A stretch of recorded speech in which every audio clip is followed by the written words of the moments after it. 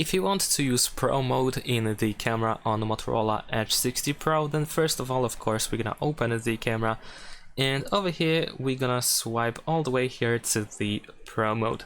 Now in this case we have different parameters that we can use in order to adjust our photo before it is actually taken. For example, we have the AF option, which is the focus. So if you set it to AF, we have the autofocus, but we can also switch to manual and we can move left and right on this slider.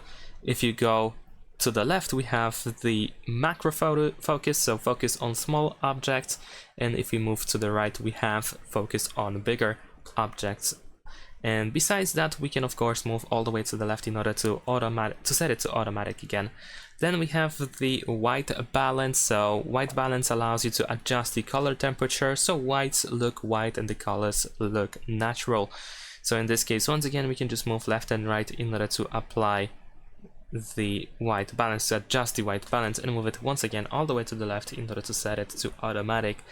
Then we also have the shutter speed over here, which can be also adjusted by moving left and right, and the shutter speed decides how long the camera sensor is open to capture light. Slow shutter speed lets in more light, which is good for night shots, but it can blur motion, and fast speed freezes action. There is also ISO, which controls how sensitive the sensor is to light. A low ISO keeps your photo clear in a bright light, and a higher ISO helps in low light. However, if you set it too high, this can add grain or noise to the photo. And finally, we have the exposure, and this slider lets you adjust the overall brightness of your image.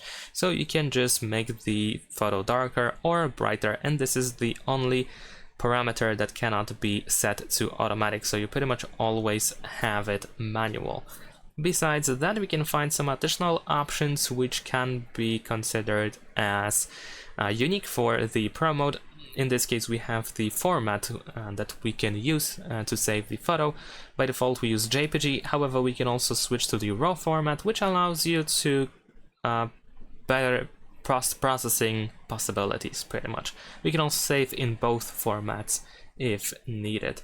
And that is essentially it. Thanks for watching, leave a like and subscribe.